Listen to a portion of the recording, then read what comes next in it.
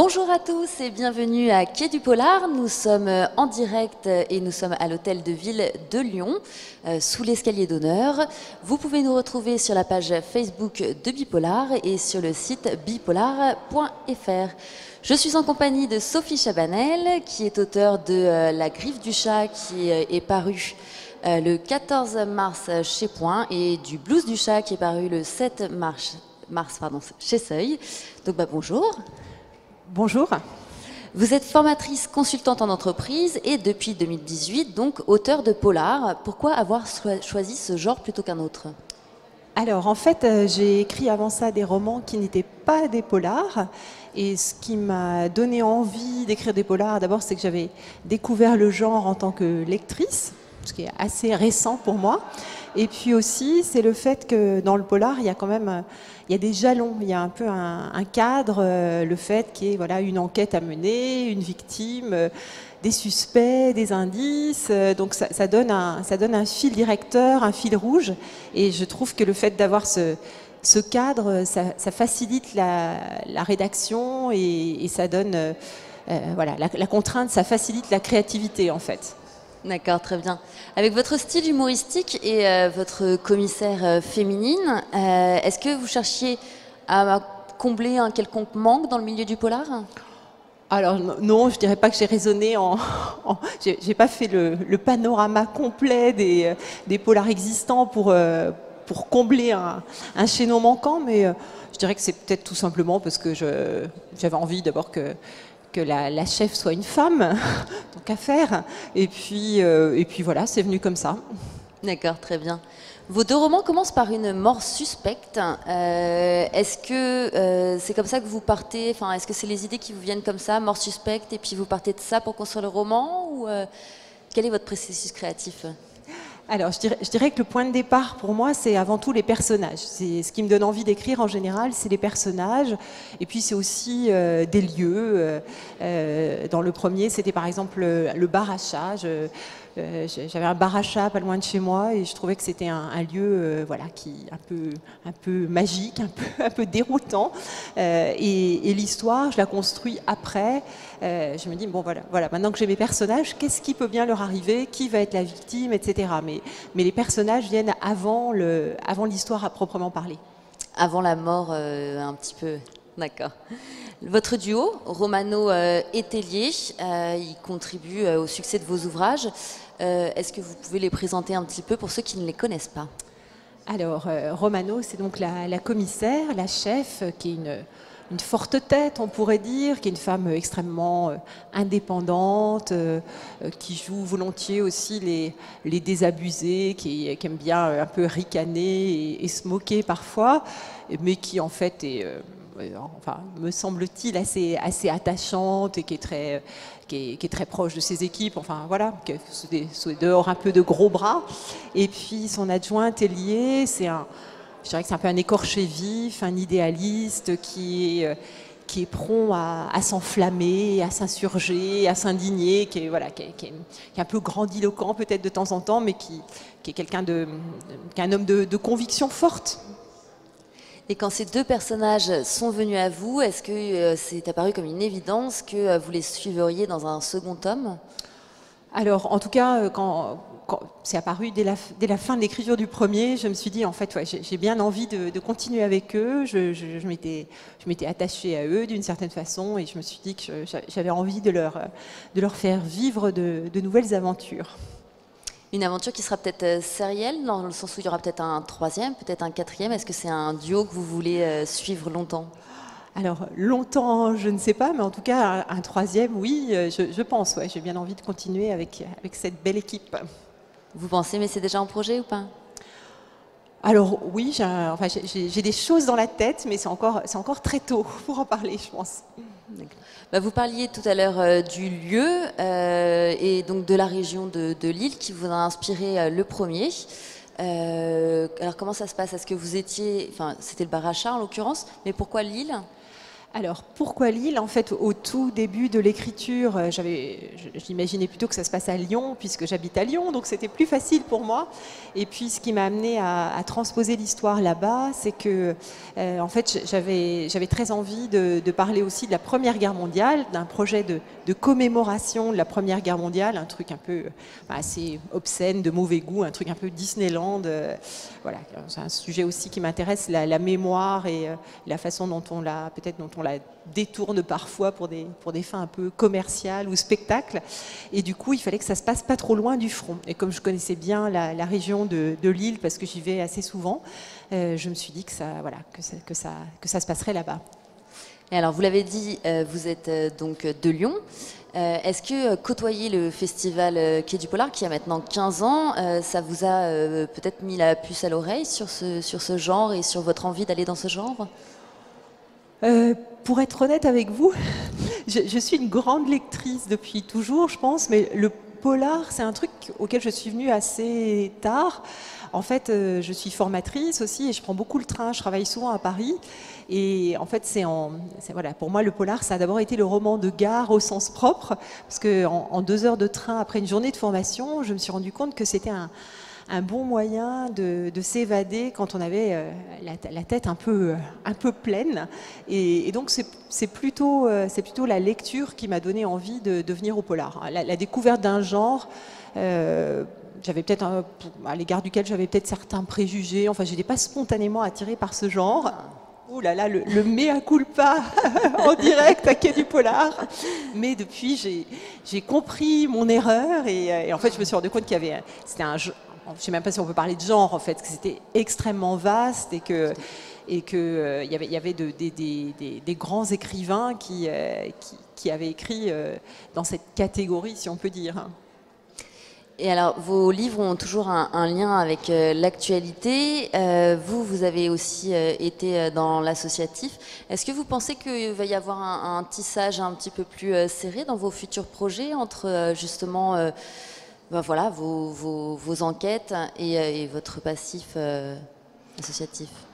Alors, je ne sais pas si j'aurais forcément envie de faire cette passerelle-là. J'ai déjà écrit aussi de la non-fiction dans laquelle j'ai parlé de mon travail avec des personnes sans logement. En revanche, ce qui est important pour moi, c'est, comme pour un très grand nombre d'auteurs de polar, c'est aussi de parler de la société. C'est-à-dire qu'il y a une enquête et puis à travers cette enquête et les personnages qu'on invente, c'est aussi un moyen de donner son grain de sel, si je puis dire, sur l'actualité. Voilà, là j'ai parlé de Balance ton porc parce que j'avais envie de parler de ça. Donc le détour par le roman, il permet aussi quand même d'aborder des sujets de société. D'accord. Bah merci. On va passer à ce qu'on appelle le Go Fast, qui est une petite pastille que connaissent bien nos lecteurs de Bipolar et qui va s'intéresser à vos influences polar, mais aussi à vos goûts polar. Et on commence par votre film policier ou thriller préféré. Alors, mon film policier préféré... Oh bah en fait, j'aime pas les films violents, ce qui donne quand même tout de suite ce qui fait un filtre assez important. Donc je dirais peut-être les Tontons Flingueurs, qui est plutôt dans une veine, dans une veine drôle que dans une veine très sanglante. Donc voilà, je pense que c'est un des films qui m'a beaucoup amusé, avec évidemment les dialogues qui sont devenus cultes, ce sens de l'écriture qui est assez incroyable. Est-ce que vous avez un polar préféré, livre? Alors, livre, en fait, j'ai lu il n'y a pas très longtemps La Nuit du Chasseur. J'avais vu le film, donc j'aurais aussi pu le citer parce que c'est un film extraordinaire, hein, vraiment. Et j'ai lu le livre tout récemment et j'ai trouvé que c'était absolument incroyable. En fait, voilà, le livre est à la hauteur du film, ou je ne sais pas s'il faudrait dire l'inverse, puisque évidemment le livre est venu avant, mais l'écriture est scotchante. C'est vraiment une lecture de polar qui m'a beaucoup marquée. D'accord, mais très bien. Est-ce que vous avez un auteur de polar préféré? J'aurais du mal à en citer un. Je peux quand même parler de Connelly. Alors, d'abord, c'est d'actualité, à Quai du Polar. Et puis, parce que tout simplement, pour moi, c'était le premier auteur de polar que j'ai lu. Et j'ai lu donc ses premiers romans qui sont là aussi devenus un peu cultes et qui m'ont, comme beaucoup de lecteurs, qui m'ont scotché parce que j'aime bien O'Connelly, c'est à la fois l'enquête, hein, on est happé par l'histoire, et puis il y a un côté assez exotique quand même pour nous, voilà, le Bosch qui est un peu aussi la figure du cow-boy, du justicier, les Los Angeles, les autoroutes, les machins, il y a un côté qui m'amuse beaucoup là-dedans, on est un peu ailleurs quand même. Est-ce que vous avez un personnage de fiction? Alors ça peut être un enquêteur, ça peut être un méchant, ça peut être dans les films, les polars, dans les séries télé peut-être un peu policières qui vous inspire ou qui vous plaît beaucoup? Qui m'inspire, honnêtement, je pense que quand on écrit, on est toujours nourri de toutes les lectures, enfin, on part pas de rien, mais je peux pas dire que consciemment, je puisse citer des sources qui alimentaient mon écriture. Après, des personnages qui me marquent.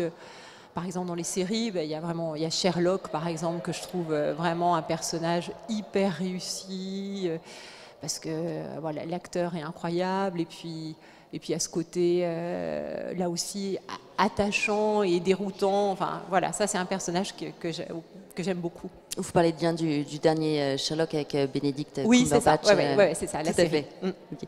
Et d'ailleurs, en série télé, série policière, est-ce que vous en regardez un petit peu? Alors j'en regarde un petit peu, mais comme je l'avouais, je n'aime pas tellement la violence. Et en fait, les séries policières, par définition, il y en a quand même un certain nombre qui sont un peu rudes. Alors, par exemple, j'ai regardé Fargo. Donc ça, j'ai regardé en partie en m'autorisant à fermer les yeux comme une ado à certaines scènes. Mais Fargo, c'est une série que j'aime beaucoup parce qu'il y a quand même énormément d'humour. Donc si je devais citer une série policière, ce serait sans doute celle-là. D'accord. Eh bien, merci. Et on va profiter du fait que vous meniez de votre côté des fois des ateliers d'écriture et du fait que vous vous soyez plongé récemment dans le polar pour parler un petit peu de vos secrets d'écriture. Alors, pour vous, qu'est-ce qui fait un bon polar? Qu'est-ce qui fait un bon polar? J'aurais tendance à dire que ce qui fait un bon polar, c'est ce qui fait un bon livre tout court quand même. Hein. Donc ce qui fait un bon livre pour moi, c'est d'abord l'écriture quand même. Je suis très sensible à la qualité de l'écriture. Pour moi, c'est quelque chose d'important. Et puis, c'est le fait d'avoir une tension narrative, c'est-à-dire quelque chose qui vous emmène, voilà, qui fait que vous avez envie de connaître la suite et que vous êtes furieux quand vous avez perdu votre bouquin dans la maison et que vous le cherchez fébrilement. Voilà, c'est quelque chose qui fait que vous avez envie de continuer. Très bien. Est-ce que vous avez, vous, le complexe de la page blanche, pardon? Non, je crois pas. Honnêtement, j'ai pas j'ai pas cette impression de peiner devant la page blanche. Ce que je trouve plus compliqué, peut-être, c'est de temps en temps, notamment quand on est souvent vers le milieu de l'écriture d'un livre, plus de doute. Je trouve que quand on est dans l'énergie du début, on est tout feu, tout flamme, on est super motivé, etc. Et puis parfois, il y a un stade au moment où on est vers le milieu, où on se dit mais est-ce que c'est bien, est-ce que c'est pas bien, il y a des fois des périodes de doute où du coup c'est là que je trouve qu'il y a vraiment l'histoire de discipline qui est importante pour se dire bon, tu te poses pas de questions, tu continues et puis après très vite on retrouve la flamme. D'accord. Et la discipline, justement, est-ce que vous avez un rituel d'écriture? Est-ce que le matin, pour écrire, il vous faut, je sais pas, votre café du matin? Ou est-ce que c'est tous les jours à 8 heures? Comment ça se passe? Alors, comme beaucoup d'auteurs, là aussi, je travaille en parallèle. Puis il se trouve que j'aime beaucoup mon autre métier. Donc, l'écriture, elle s'inscrit de fait dans une vie qui est assez remplie. Donc on est obligé d'avoir un peu de souplesse parfois. C'est-à-dire que c'est difficile de dire, voilà, moi j'ai effectivement des trucs très très cadrés, etc. Ce que je peux dire, c'est que mon rituel, c'est quand même d'écrire le matin. Moi, c'est le matin que j'ai les idées claires, donc voilà, c'est le matin que j'aime écrire. Et vous préférez écrire en silence, en musique, dans des lieux bondés? J'aime bien écrire en silence ou dans les cafés, en fait. En fait, j'aime bien bouger, c'est-à-dire que voilà, quand il y a quand je suis dans des périodes où je suis beaucoup toute seule, des fois on sature un peu, donc j'aime bien aller dans un café, le bruit me gêne pas, donc je trouve ça sympa de pouvoir voilà, bouger quand on en a envie. Eh bien, très bien, merci. Merci à vous. Et nous arrivons au terme de cet entretien. Donc merci aussi aux spectateurs qui nous regardent en Facebook Live. L'entretien est d'ores et déjà disponible en replay sur la page Facebook de Bipolar et sur bipolar.fr. Et à tous, je vous dis à bientôt sur Quai du Polar et sur nos réseaux.